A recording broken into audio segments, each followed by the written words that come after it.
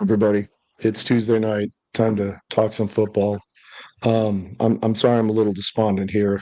This is our 101st episode, and unfortunately, it's going to be our last one. We we've made the decision to go ahead and pull the plug. We are not going to be doing this anymore. And suckers, you are stuck with us until they actually pull us off of the interwebs. And good luck with that. I'm SAJ. Obviously, I'm hyped up. Voice is completely trashed from the Saturday game still. I'm sure BD's is pretty much trashed as well. But we are coming to you live, episode 101. This is officially week one of the UFL season two in the books. That's Go, my right. man. What is up? I am BD, and you know what? Today I'm going to come at you from Home Court America Studios. Man, when I was in high school, used to go there play basketball all the time, so had a lot of fun. So that's my studio Very, today. very cool. Now, I'm trying to get everything loaded up so I can start sharing the videos and everything. We have a lot to talk about tonight. Obviously, we just got done with UFL week one. There were some surprises, some things that we weren't exactly counting on, but the big thing that we were not counting on is San Antonio not showing up at all this weekend against Arlington. I hoped that, I mean, even into the third quarter, that, by some miracle, we were going to pull off some kind of, you know, miracle, if you will, to get back into this game. And towards the fourth quarter, we, did some things and actually managed to get a touchdown. But it was too little too late. By then, the score was already way out of hand. But while I'm sharing everything, BD, you want to kind of break down some of the things that you saw? I know we talked about it last night on Texas or on Horns Forward, Yeah, but maybe a little extra on that. no, and so like Jay was saying, I mean, even halftime it was 16-3. Came out, Arlington got the ball to start the third quarter, and 3-and-out first drive. And you're like, all right, great. Defense started making some stops. And then I think we went 3-and-out on our opening possession, then kicked away. And then I think, that was when Brad Wing shanked his punt. Arlington got the ball at like the 40-yard line or something and came down and scored a touchdown. And after that, it was just kind of like, God dang it, man. It was ridiculous. But just the whole game, like you said, we talked about it last night, but the offense was just off. The line really didn't play very good. Mon was getting some pressure, a lot of tip passes at the line. The run blocking was pretty poor. It was watching the replay of the game. Even the announcers were saying it. It was basic run blocking. There was nothing special about the run blocking. And it was just, just up the middle and really wasn't getting it done. And then they panned over to see, to Arlington, and they had, different schemes for run blocking and a lot more creative, kind of more outside runs. A few times we tried to run outside, it was effective. So why they didn't kind of stick with that, who knows? I know they were trying to kind of keep the run going to set the tone, but it wasn't working. Mon, he was off a lot. I think I said last night he looked like a guy that hadn't played in a few years because he hadn't played in a few years. Just him and the receivers were on the same page. There was a lot of overthrows. There was I think I saw probably 3 or 4 drops. One from a receiver number 16 twice in a row, 2 plays in a row, had them. And man, there were some nice passes too. Would have been, first down or close to first down, but just the whole game was just off, and couldn't get the run going. The short passes, we'd get a few, but we do something stupid to kind of to knock ourselves back, a penalty or a sack or something like that. And I only remember us making like a 20-yard pass downfield once, maybe twice all game. So we didn't test Arlington downfield, which allowed them to just suck up on the line and really just kind of keep our offense in check. And then on the other side, our defense, we couldn't tackle, couldn't stop the run. It was, and that's what I was most surprised with, just how bad our defense was. We had almost all of our core players come back. We know what a Wade Phillips defense is supposed to be. We had the best defense in the league last year, and this was not even close to what we saw last year. And I say we had the best defense in the league, and we also improved in a couple of positions as well.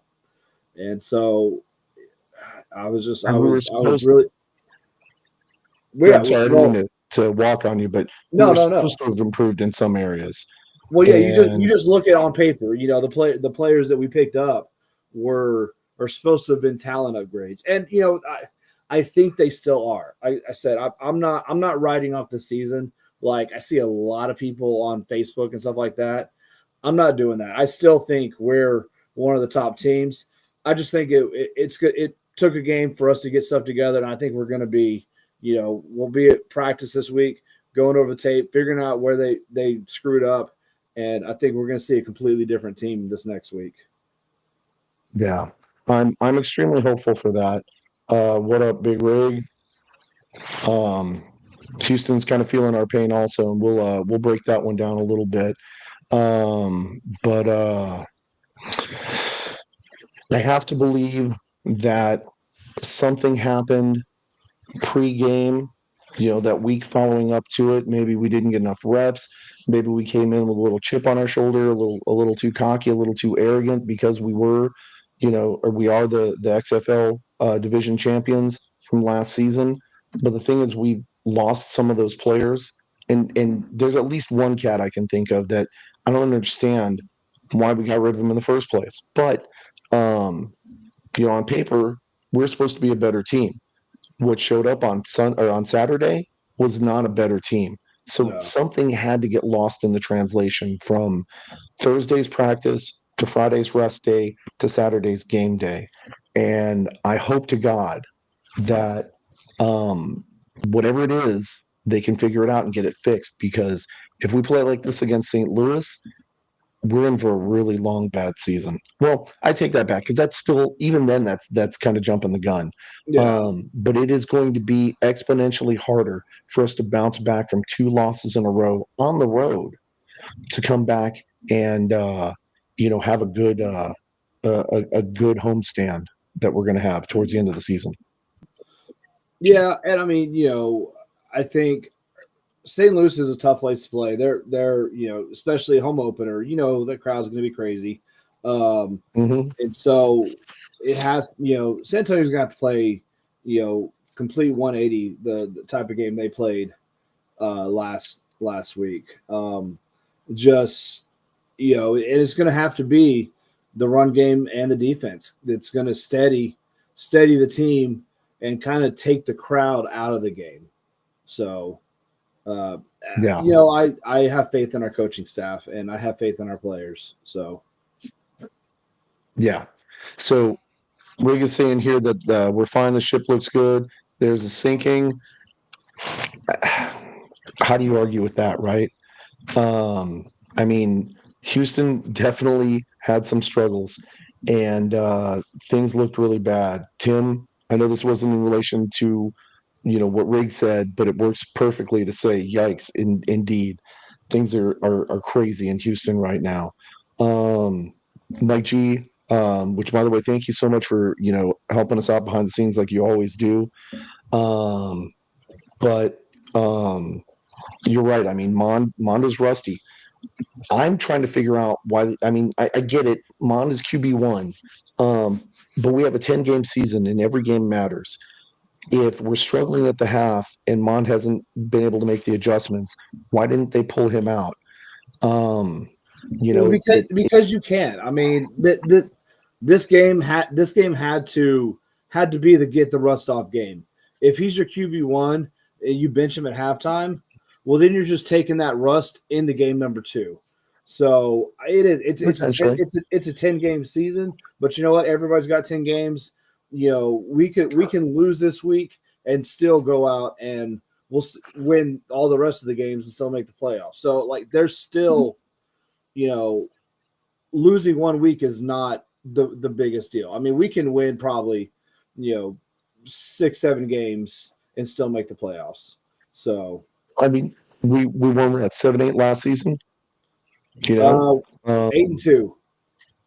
mhm. So No, we no, can no, maybe no, no, knock no, out the no. We first were we two. were 7-3 because we lost both St. Louis games and then the DC. So Yeah. Um, so I agree with Rig here. Coach was more than a little bit confused, and we'll get to that in a little bit because I want to spend a little bit more time talking about that Houston game. Um, Roger here says, Houston didn't look bad, but we didn't look much better. Our defense did not look like we did last year, and that's no, 100% not at right. all. And what is up, Jesse Horn forward, baby? What's up? What's up, bro, Chacho? Bro, Chacho. That's Brahma Don or Don Brahma, however you want to work that. Anyways, head coach getting coached up by an assistant coach. Well, if I you mean, don't you're want to not talk about wrong. it, then put those comments up when we talk about it. We will, but you know me, I Stop, always get stop, stop being distracted by all stop shiny being all things. ADD. All right, squirrel. I get I get distracted by the shiny things.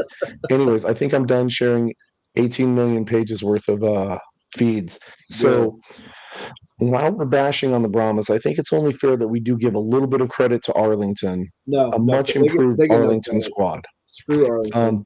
They and I'd rather not. That's not my thing. But if that's how you get down, dude, that's your thing. Not that there's anything wrong Um, with that. not that there's anything wrong with that. Um, Luis Perez looked like the Luis Perez of old. And I think that was probably the key difference right there. Now, granted, he looked okay last year. He was leading the division. What is up, Michigan? Man, I'm so looking forward to 2 weeks from now just to go to Ford Field, man, and hang out with you guys. It's going to be awesome. Arlington's running back is a monster. Do you know why? Because he was San Antonio's old running back. That's why he's so good, right?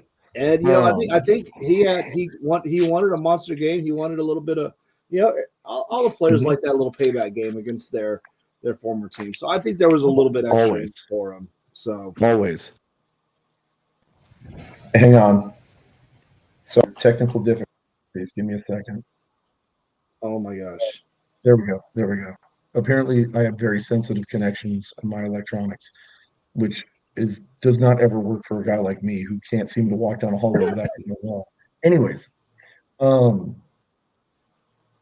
I feel like I should take the jab and be like, oh, well, that's not the Arlington Renegades. That's the Arlington Brahmas because of all the San Antonio players on the squad. We're just not going to do that. All right. I think Ballage might have been there last season. Um, and it's okay, even if he wasn't, even if, wherever he was. Um, Ballage is a Roughnecks player, or I mean, a Renegades player. He started the season, did the training camps, did everything. He's wearing the powder blue now. He is their player. It just sucks that he's their player because he did a really good job, you Yeah. know.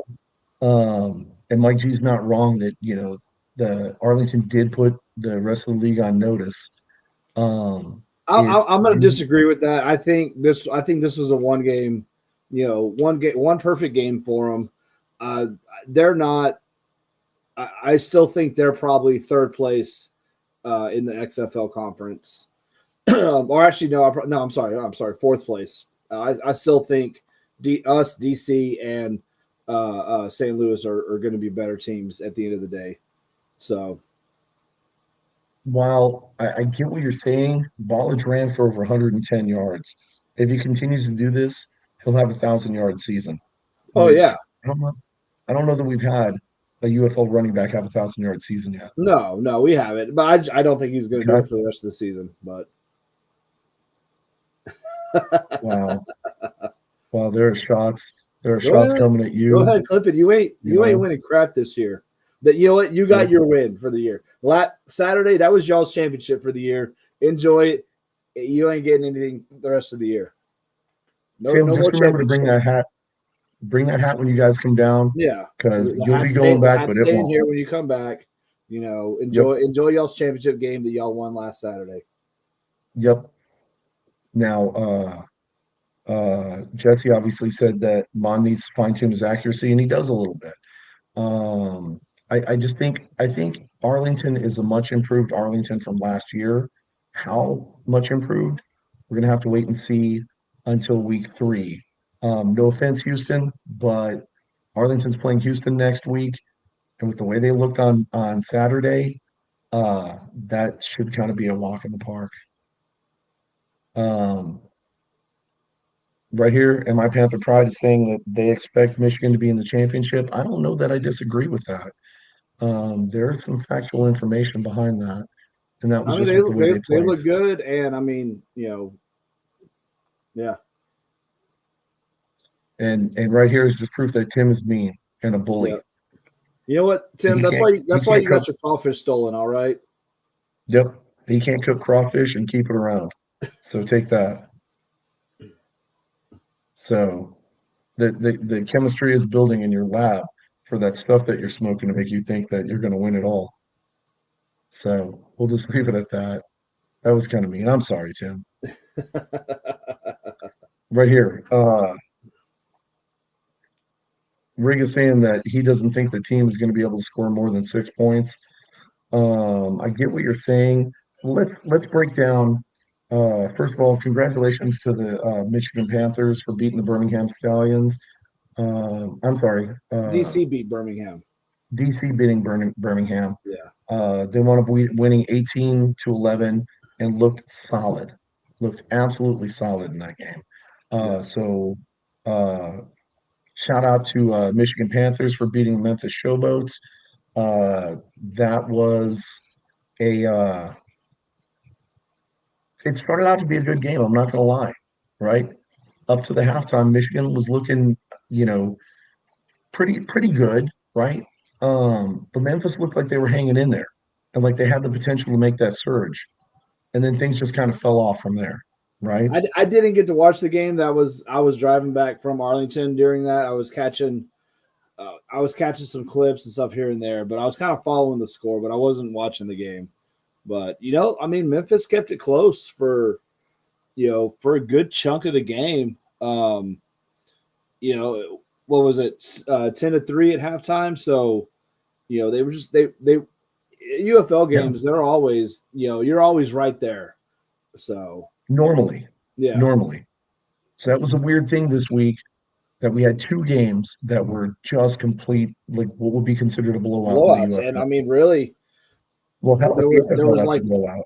what 2 or 3 all last year. So the fact that Mhm. we had that many just in this first week is it's a little concerning for the games, but we'll see how the rest of the league goes. Yeah. Now I think we should go ahead and talk about the Battlehawks at Houston. Obviously, the Battlehawks came out. They looked to be pretty solid, all things considering. Change at quarterback. Uh, a couple of receivers. They still had. Oh God, who the hell's their name? Hakeem Butler, right? He's still on the squad. Who went Uh, who went catchless? did he? Yep. Let me look at the game sheet. He had one Um, target for 0 catches. oh wow, Yep. that's really surprising. Um, let me see where he's at. Hakeem Butler. Yep, 1 target, 0 catches. Uh, Pearson is back, right? Pearson was a big target for them last year. Sailors was a pretty decent target as well.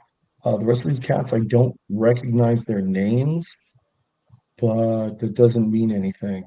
And then their new quarterback, and not new to football. Manny Wilkins didn't do too bad, right? 17 to 22, 189 yards. Got a quarterback rating of 102.3, which is not bad. On the opposite side, Henderson was 7 of 18 for a total of 68 yards. And hell, he put up almost as much yards running as he did throwing. And I think And Brown for the quarterbacks. Brown started the game for him, and then they ended up putting Henderson in, and there was a lot more movement with Henderson. Uh, he was rushing the ball. He was able to make some plays with his legs and stuff, and I think Henderson looked pretty good. Yeah, Yeah, they're Rig right is there. saying He it was the right only there. spark they had at all. So I definitely think next week Houston stays with him. Yeah. Uh, and then Rig is saying that they only did like 2, 3 passes the second half. Right. Felt like he should have started. Teams with new quarterback struggled except Michigan. I mean, you're not wrong, right? And then Brown throwing a pick first attempt, that's never a good sign. That one always stings a lot. But again, um, I would like to see how St. Louis or how Houston does against Arlington this next week before I make a final determination on them because they do have some offensive weapons. They do have some legitimacy on that squad. And I think part of it is, I mean, I hate to say it because everybody's jumping on the bandwagon, and I don't like doing that kind of thing.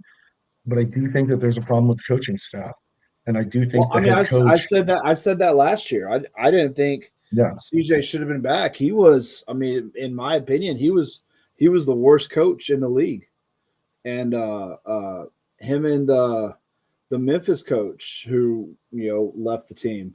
Um, so not Wisenhunt because obviously now Wisenhunt's back with Memphis, but who was the Memphis coach last year? oh God, you got to get me on Flip the line. something or maybe not. But I mean, him and CJ were the two worst coaches in the league, and it was obvious. And Houston brought in a new GM. I'm surprised as hell that they didn't also bring in a new coach. And I think as Rig has been saying in the chat, I think them and a lot of the fans are kind of regretting that. So It's DiFilippo. He was the coach last year. DiFilippo, okay, Yeah. yeah, So there was a bit of a struggle. Well, I say a bit of a struggle. It was rough. Like that game in Memphis when we thought for sure. I mean, we still had hope, but everything was looking like it was going to be a Memphis win, and then garbage came out, and threw that game-winning touchdown at the very last seconds of the game. Um, that's when you could tell, things were not necessarily good. Uh, Mike G is saying that CJ's seat is hot. CJ's seat should have been boiling during the that off his seat season. was hot last season. His seat should be full on fire right now. Yeah, Yeah. yeah, and the mayor here is saying Houston's lost in space. CJ obviously everybody's saying they got to go. Um, hey, Spurge, don't worry about my voice, man. I'll be perfectly fine. You just make sure you show up for that little Thursday show, the little 5-minute segment you're going to allow me on, where you're going to try and bash me, and I'm going to light you up, and it's going to be But I fun. mean, is he even is Spurge even going to show up, or is it just going to be an empty seat again? That's true. That's true. We're still a little butthurt that we wanted you on our show, and you left us with a background, and that was it. I But I mean, get it. You had it stuff going on was too. the best So, segment he's ever had, so that's all right. all right. What's up, STWF TV? Good to see you guys here. Uh, Mike G has given us the covered eyes. He's given Rig. What Well, is it? given rate, whatever. Yeah. And the Spurs is saying that we're the whole show. Well, I mean, if it's a short segment, I can understand. I don't think that anybody's going to want to watch you and I going back at it, back and forth for an hour. It's going to be horrible.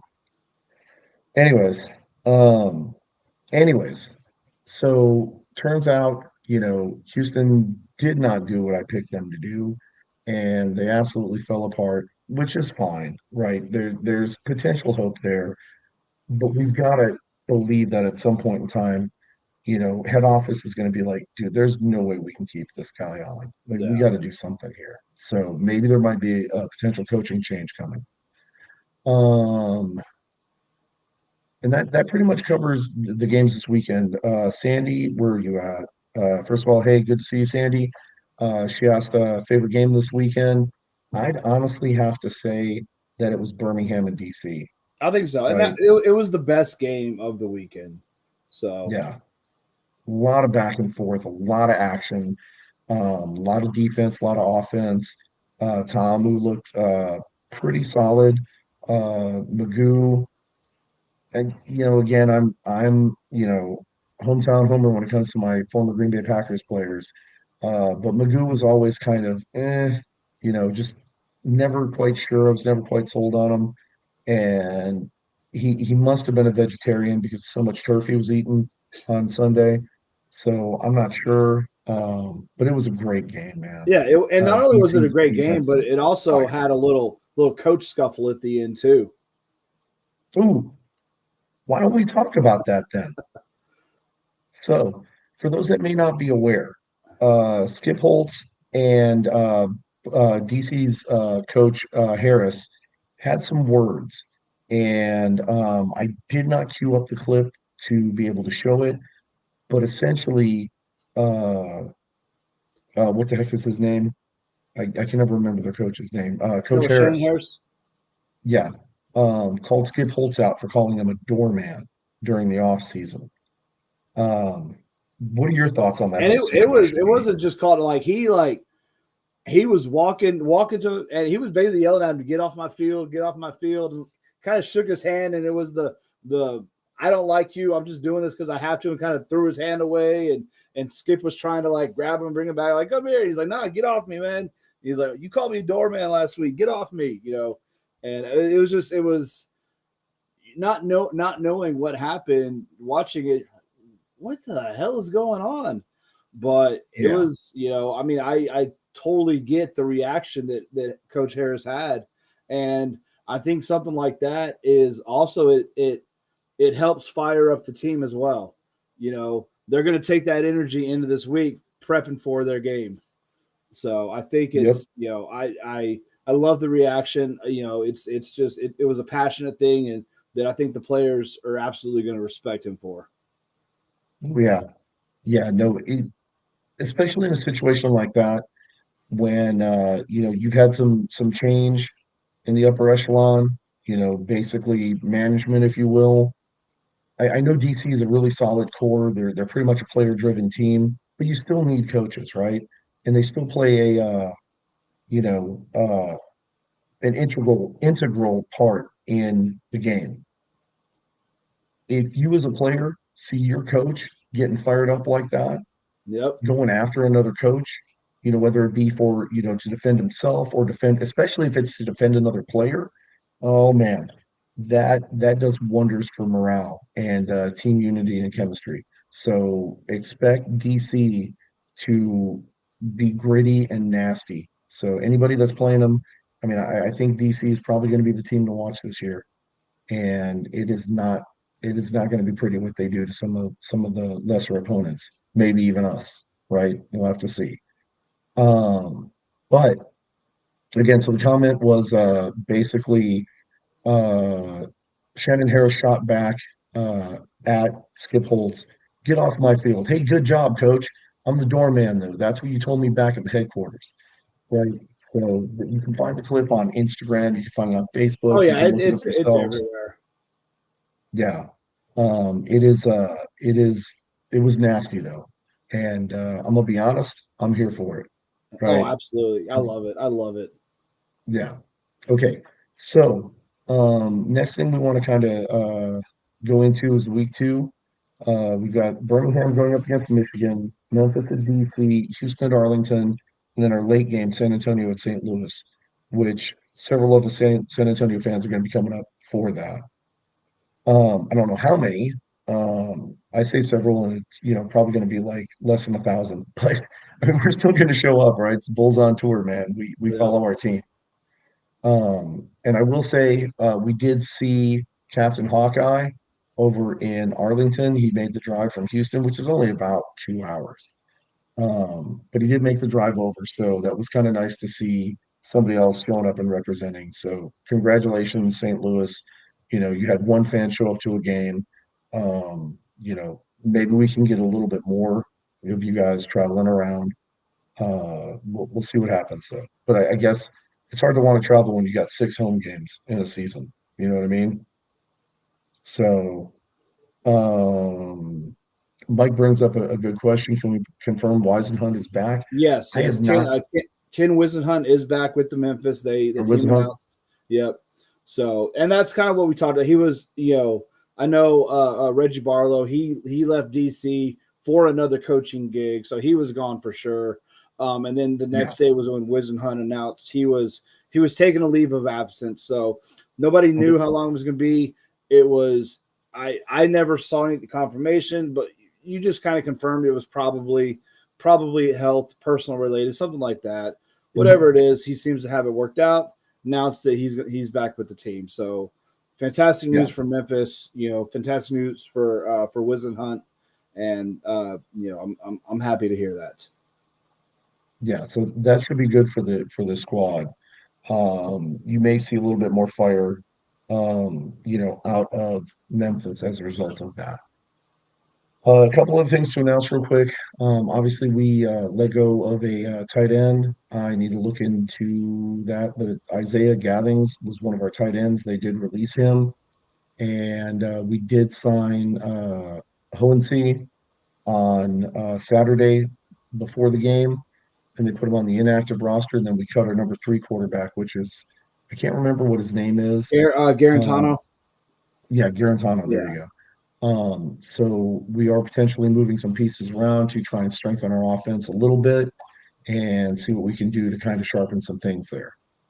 Um, what else do we have? I think that's pretty much it. The only other thing that I wanted to talk about uh, in relation to the UFL, um, there's a story going around that the UFL has partnered with broadcasting network DAZN or DAZN. I'm not sure which one they go by, but this is an organization that covers a lot of sports kind of around the world, whether it be like World Cup or like, EFL, things like that.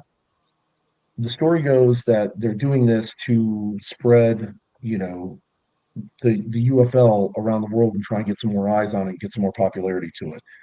The problem with this, though, is that right now I think this is still just speculation, even though the story came out like 2 or 3 days ago, confirmed by, or not confirmed, but the time date stamps on all the posts were like 2 or 3 days ago.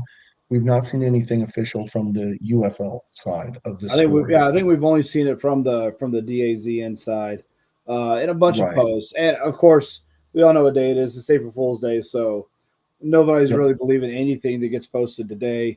But it Yep. does look like that this is kind of a legit thing. A lot of comments It might be.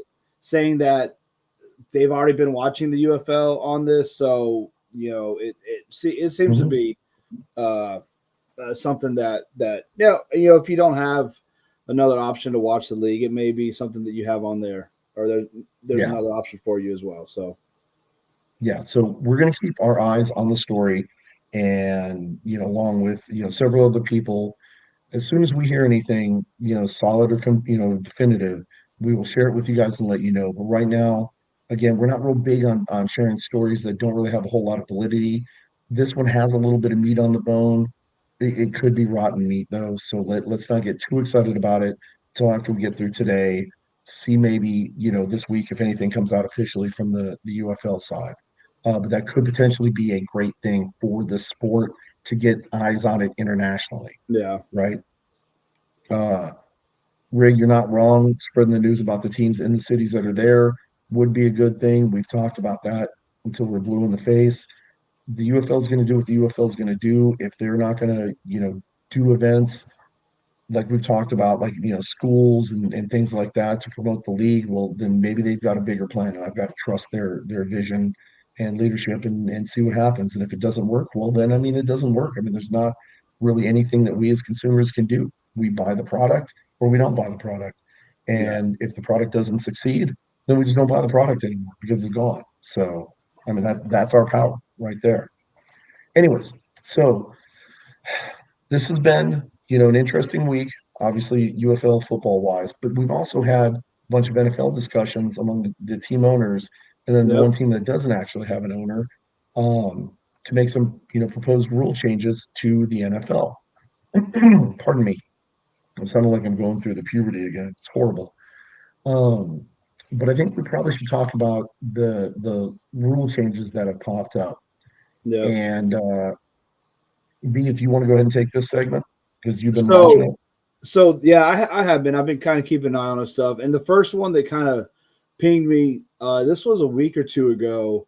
I know we didn't talk about it last week. I know last week was our Hunter show, and that was a whirlwind show. So we didn't really get a lot of chance to talk about it. But the NFL banned the nose wipe celebration.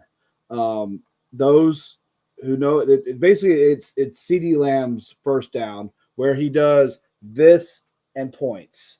Yeah, Which a why UFL they got played. ban that? Yeah, a You UFL player got fined for that, or he got penalized for that did you this really week. this weekend? I missed In that. oh yeah, I it was mean, in the was it in the DC game? I think it was in the DC game. I'd have to go back and okay, look exactly when it was, but I think it was in the DC game. that is just absolutely ridiculous to me. I know they're they're calling it a violent gesture, like like he's brandishing a firearm or something, which I think is a stupid rule, anyways. You can't do finger guns. You can't. You get a first down. You can't do that. Yeah, I mean, it's something silly. All right, if the guy pretends to pull out a machine gun or a rocket launcher and fire into the crowd, okay, maybe fine him for that. But the guy wants to do some finger guns for a first down or do that, I mean, come on, that's a little ridiculous to make that a penalty. But that's what the league has done. So it's dumb, stupid, but it is a rule. Also, like Jay said, it's a rule in the UFL as well. That was something when we were on, or I was on the Zoom call with Dean Blandino that he offered some of the season ticket holders a couple weeks ago. He was talking about that as well for the UFL, that any kind of gun mimicking was going to be a penalty. So Yeah, I understand, wanting to make violent gestures and stuff, but let's be real here. Finger guns is not a violent gesture. Nose wipe celebration is not a violent gesture. Let's stop being stupid. But yep. another rule change that they came out with today was overtime rules. Obviously previously, if the team that got the ball went down, kicked a field goal, the other team had a chance to come back and score. If the team scored a touchdown, then the game was over. They have now changed that rule to now both teams will get the ball, have a chance to get the ball in overtime. So one team goes, scores a touchdown, the other team will still get the ball. The proposal was to make it a 15-minute overtime period, but they did keep it as a 10-minute period. So still a 10-minute overtime period, but now both teams get a chance to get the ball. If it's a safety, if the one team gets a safety on the first play, game's over, because that was each team's have a chance to get the ball. Yep. And then the dynamic kickoff was changed for touchbacks, and this is the ball that goes straight into the end zone. Was previously a 30-yard touchback. It is now being moved up to the 35-yard line. They're still trying to penalize players for kicking straight in the end zone. They want to encourage more run backs. I believe it's still, if it hits in the landing zone and then bounces it into the end zone, I think it still goes to the 20-yard line like it was last year. I don't believe they changed that. And then the only other non-decision was the brotherly shove, the tush push. Yep. Jason's team here made a proposal to ban that, just because they were all butthurt that they couldn't stop it. Yep. But they Which decided to table that discussion until probably next month. So right. no ban on it now, but there are some owners that want to ban it, and I think some that want to keep it. But my Now I opinion, will say I don't think it should be banned. If stop it if you don't want the play to exist. But exactly. I was going to say I did not attend the Packers shareholder meeting, so I did not get a say so on what we were going to do with that. I can't believe there were enough fans that rallied behind this to support it, other than the ones that, as you said, were upset that we couldn't stop that play, therefore we should eliminate that play. I've gone back and seen some of the crazy, crazy footage from the 1920s and 30s Green Bay Packers, where we were doing some of the craziest trick plays, right? Like an off center snap. Literally, the center snaps the ball to a wide receiver that's like essentially on the sidelines because nobody's going to snap that, right? And they've got the whole offensive line shifted over, and there's like one guard on the right hand side. Everybody else, including the quarterback, is lined up on the left, and it's just a big wedge, right? That was back in the 1920s and 30s. And we're going to do crazy plays like that and then try and ban the tush push. That's insane. You know, that's mild compared to what the Packers were doing in the 1920s and 30s. So to me, it was like, oh, come on. Anyways, enough about that. I do think it's worth mentioning also, though, that they've expanded the use of the replay assistant, Yes, that was something else. replay assist rather, and then they're introducing the Hawkeye cameras to measure first downs, which um, that's nice. I like that, but why don't they just adopt the UFL, ball spotting technology and just call it a day, Well, that's right? kind of they did. I think that's basically what it is. And man, I don't know how I feel about it because the NFL tried it in the preseason last year, and it took a whole hell of a lot longer to get first downs marked and measured than if you just had a chain game run out there and measure it. So maybe they're doing something different. I don't know, but The, from what from what they're saying on what website is this? Yahoo Fantasy Sports is reporting on it. Um, it's going to take roughly about 30 seconds to spot the ball because they're using six 8K cameras around the field to decide the spotting of the ball. If I'm not mistaken, and you're wearing the shirt of the organization that used to have the technology, we had ball spotting technology in the football. yeah, Why not just use that, right? The UFL is using it, right? There were a couple of plays that were decided in that DC game based on the technology that's inside that football. Bring it to the major league. It would help. It would solve so many arguments.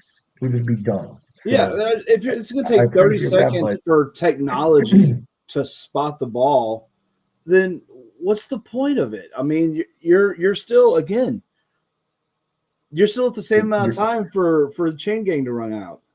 yeah, you're just wasting time. So, anyways, But so that pretty much I do covers. like that I do like that they updated the replay assistance. I forgot to mention that. You're right. Yeah, What basically what they're if there's any if a face mask gets called and the replay can see that it's not a face mask, they can take that penalty back. We saw it a lot last year. Roughing the passer, Chiefs. That penalties were called where there was nothing. Now replay assist can take that penalty back as well, and a lot of the player safety calls that the replay assist will be allowed to defenseless receiver stuff like that. They'll be allowed to pick up a penalty if one is called, and that you can see on the replay that it was not a penalty of that way. It cannot call a penalty that was not called. So what I think we're going to see a lot now is if it's close, it's going to be called a penalty, and then they will let the booth decide for sure whether it is or not. That's kind of what I'm anticipating just from kind of what I've seen them do. A lot of times they do that for, if there's maybe a fumble or something like that, they'll let the play run out and make a decision on replay on the back end. I kind of see that happening. So we may see a few more flags thrown and a few more, referees calling stuff, and then replay assist determine that, this wasn't correct. So, yeah, I kind of see that happening a little bit, at least to start the season. yeah. So switch gears one more time, right?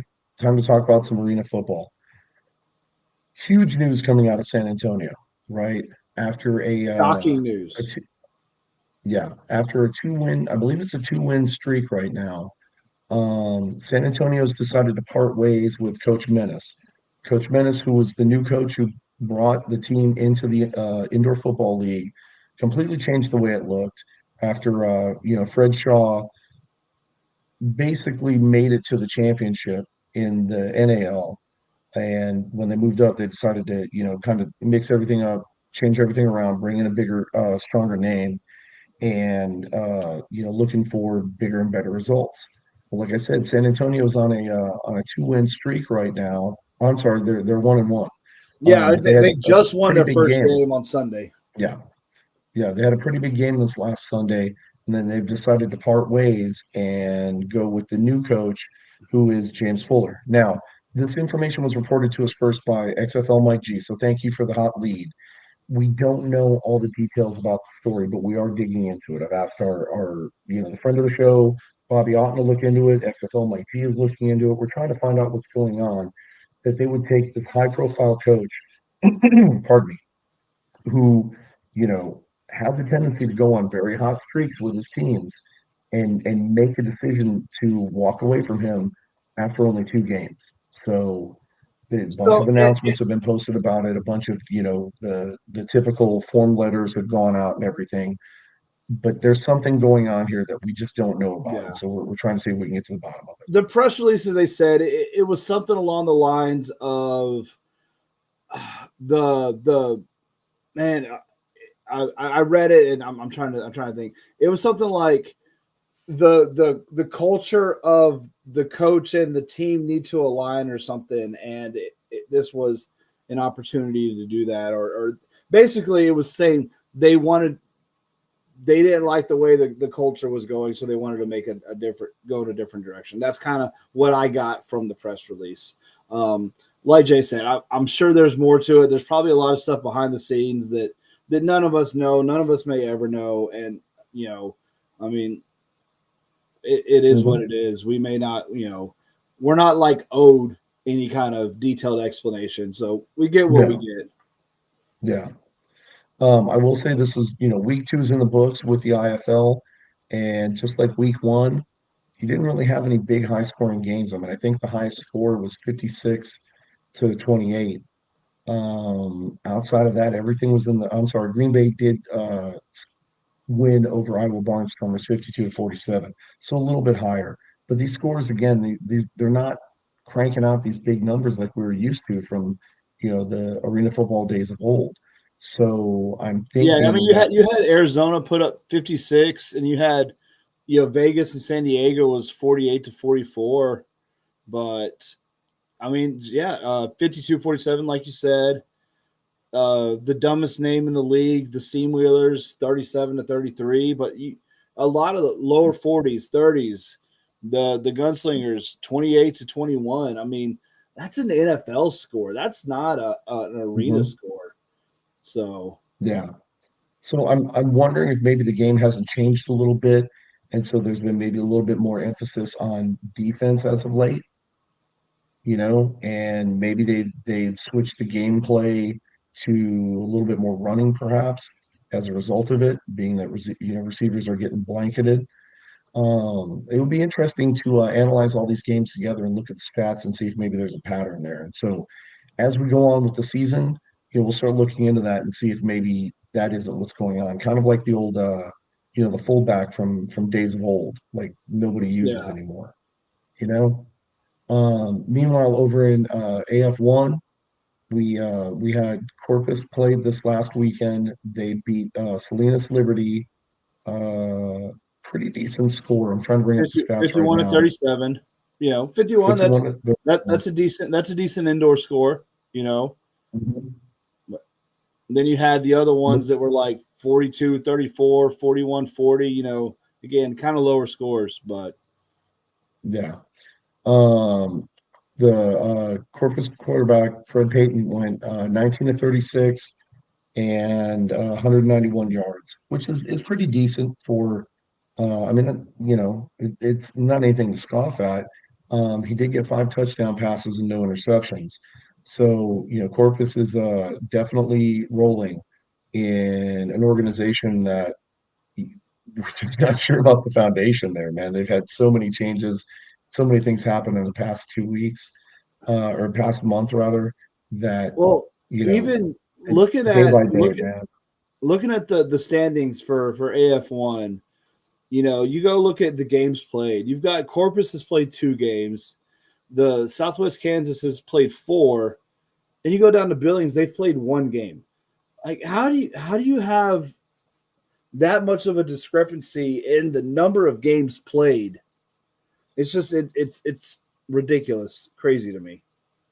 I don't know, but a lot of that was because of the teams that were dropping out and all that stuff, Yeah. right? The AF1 East Division only has 2 teams in it, you know, and it's going to be interesting to see what happens when it comes playoff time for this organization. But so yeah, we've got, the craziness going on in IFL. Again, this is the second week, so things are pretty much bunched up. We don't really see, especially with the week one being a shorter week and only 6 teams playing out of what, one, two, three, four, five, six, about out of 14. So the stats are a little bit lopsided right now until we start getting into like, some bye weeks and games start catching up. Um, there really aren't any teams that are absolutely looking like they're standing out other than potentially Arizona and Vegas. San Antonio, so far, I mean, they lost a close one, they won a close one. So right now, what I'm seeing is kind of a middle of the pack team. I'm hoping that with the new coach, might bring that culture that the organization is looking for. We might start seeing some stronger finishers here. Um, but that's kind of what's going on with San Antonio and Corpus again. They're potentially you know, super dominant team in a pretty decent league, or they may be a super dominant team in a league that falls apart 3 weeks from now. We absolutely don't know. We're Don't hoping know. for the best. Don't get me wrong. I don't want anybody to think that we're knocking the AF1. It's just hard to have a whole lot of confidence in a league that has lost a bunch of teams before they even started their kickoff weekend. So fingers crossed, hopefully everything works out. Now, What's over to the crazy? National Just Arena League. look back to the AF1 real quick. Obviously, the Albany Firebirds, Sam Casanova, Gunslingers quarterback from last year. They've played 2 games. Homeboy's got 11 touchdowns already in Yeah. 2 games. Yeah, and that's definitely something worth talking about. Sam Castro, the quarterback that was the San Antonio Gunslingers quarterback last year, and pretty much helped keep that team in contention by himself. He was the MVP Decided, of the league, wasn't he, last year? yeah, So yeah. he's So going for. I think he was because he was the NAL MVP, I believe, the year before. yeah, 2 years ago. Last year he was the IFL MVP. He may be going for a three-peat in 3 separate leagues because he's leading the pack with touchdown passes, and he's third in the league in touchdown yards. So Yep. So definitely, we're going to be keeping an eye on him. Hopefully, everything works out great for him. Meanwhile, over in the National Arena League, we do have a team that we watch, right? It's the Beaumont Renegades. The problem is so far they haven't played a single game, and it doesn't look like they're going to be playing a game until trying to see if I can find them. April Um, 18th. yeah, April 18th. Now, you want to talk about a messed up schedule. National Arena League has already started, and they're going to be almost a month into the league before Beaumont plays their first game. So that's going to be interesting to see how that works out. But again, until they play, you know, we can only talk about, what their potential looks like. They look like they're going to be a pretty solid, competitor, but we got to see what they actually do against competition over there. So Oh, all they that to did say, play. Beaumont played a game already. They which played. one? They played March 8th. They beat the Sioux City Oh, Bandits. okay. The ticker wouldn't go back that far. Yeah, So I figured that was just the start of the but I mean that's you look at that game and then there's not another one on the schedule, so they're taking almost a month off. yeah. That's weird. Well, now they did also play February 25th. They played Golden Triangle Seminoles, which is an interconference kind of thing, and they That's absolutely preseason. stomped them. Yeah, that's Yeah. horrible. That doesn't really count for anything. But yeah, basically a month off in arena football is not good, right? Because those guys are used to playing week after week after week. So you've got a month, right? How do you keep them in shape? How do you keep them physically conditioned? I'm sure they had to have set up some scrimmages with some other league teams and things like that to hopefully keep them sharp. But we'll see what happens when they come back. Yeah, and I think that kind of goes back to last week when Bobby Otten was joining us. You know, kind of his solution to fix arena league or indoor football is something like NAL and AF1 need to merge. You know, he said there's too many leagues, and Yes. this is kind of the proof right here. You know, you've got the AF1 that's got a screwed up schedule where you've got one team that's played one game and another team that's played four. You've got NAL that's got a team that's taken a month and a half off between games. You know, it's just there's too much downtime for these teams, probably because there's so few teams, and you've had so many drop out at the last second, right before the season started and stuff. And so, you need kind of something to come together and have a league that looks like it works. Yeah. So real quick, um, didn't get a chance to check this until right now, but XFL Mike G actually shared the story with us, the press release from San Antonio Gunslingers, and it is basically what you said, that there was a culture issue. Uh, they wanted to make sure that they were presenting a product that was representative of the San Antonio culture and the Rackless Tubing families. If you want to read the whole thing, go hit up XFL Mike G's Facebook page, or his X page, or whatever. The article is going to be there. We'll probably find it and share it to our page as well. But in the meantime, yeah, it was certainly a cultural thing, which tells me that Coach was not on board with what the family was trying to do, Yeah. and so they decided to go a different direction.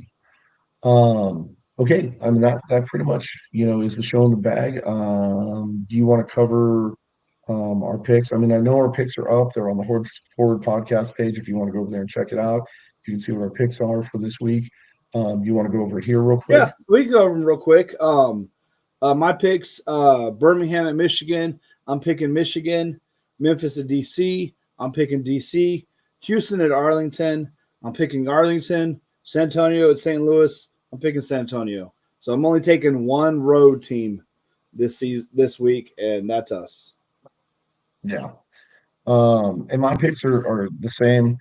There's maybe a little bit different reasons as to why, but overall, Um, I think the home teams are going to have the advantage, especially Michigan, right? They found their groove. They're ready to go. With the beatdown that DC put on them, they've identified the weaknesses that Birmingham does have. I'm sure DC is going to be sharp enough. I'm sorry, Birmingham is going to be sharp enough to pick up on those and absolutely tear it up. We know Memphis looked okay, but there's no way, the way they looked on last week, that they're going to survive against a very strong DC team. I do think Uh, that they'll get a bump, though, just a morale boost with Winston Hunt coming back to the team. mhm, Um, I still don't think it'll be enough. right. I think week 3, when they play Houston, that'll be the shot in the arm that they need. Right. Yeah. That's when they'll make their final adjustments and actually start, being a much more competitive team. Um, Arlington obviously has a hot hand right now. We know what, the Houston woes that they have. Maybe this is the game when they get completely trounced, where they're like, "Hey, head coach, man, you got to go." Right? Like there's a now hiring sign down the street over there at Chick-fil-A. Why don't you go give them a call? Right? And San Antonio, with the shellacking that they took last week, going up against St. Louis, who is, what they showed me this last weekend is that they're probably a middle of the pack team, right? They had a lot of things go their way because they were playing a very weak opponent, but I still don't think that they fully found everything that they needed. For example, Hakeem, one target, zero receptions. I mean, come on, right? Yeah. Now, granted, Hakeem was AJ's favorite target, and maybe he's not Manny's, but I'm not But putting he that much but he faith was in the Manny. offensive player of the year last year, so you should probably get the best offensive player in the league last year the ball a couple times. You would think, right? But I think the trouncing San Antonio took last year or last week is that wake up call that we need. I'm hopeful that the coaching staff has just been chewing everybody up one side and down the other to get them to where they're supposed to be. Because I will tell you, I mean, this part is no secret. Everybody knows that. You hear from training camp that all these players are dogs and they're ready to go and whatever. But there was something different about the swagger that we were hearing about from our players in training camp, the Yeah, videos that we watched, the hype, the way that they were just egging people on and trying to stir up all kinds of stuff, that they were ready and they did not show up ready at all on Saturday. So again, hopefully this is that spark that they need to come out and be the players that they're supposed to be. You got anything else, B? and only thing I got left is suck at St. Louis. There you go. St. Louis, I'm going to be in you this weekend, right? And I'm going to make all kinds of noise and cause all kinds of problems. And I 100% meant it to be alluded the way that it Ooh, was. crazy. Um, guys, don't forget to go over to Hodes Forward podcast page. We have a whole bunch of merchandise dedicated just to Horns Forward, Texans Talking Football, our brother show, Vamos Bramas, all kinds of good stuff. We just finished up the National Women's collection, and we also have the suicide prevention one. I don't know why I'm drawing a The, blank on the name the of it, veterans, but the yeah, on the honor and courage collection. yeah, the Honor and Courage collection. There you go. We do need to get the barcode or the QR code put up here. So Actually, I need to I talk just to. went and looked and was like, oh look, Oh, there you go. Look, perfect right there. that's it. That takes you to the Horns So if, Forward one, but you can get to the Texas Talking Football collection from there, um, and yeah, yeah, go just check out go. all the Horns Forward stuff. Yep.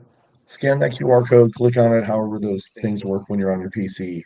Um, Once you go to the homepage, you can find the Horns Forward stuff. You can search for Texans Talking Football, Vamos Bramas, all the different things. So, in the meantime, guys, looking forward to a fun trip to St. Louis to see all my frenemies up there. And hopefully, BD will be able to join me on the next time. I will do And that on the next one. yeah, I'm not making this trip. right. You're gonna be traveling up there full of faith and fingers crossed, man, because we got to get this win. So that being the case, guys, horns forward. Good luck. Good luck, Houston. I, I hope to God you prove us wrong. I do. I really do. Right. I love my Houston friends, but hopefully you can prove us wrong. But in the meantime, we'll catch you guys next week. All right. Be good, everybody. Like I said, suck at St. Louis.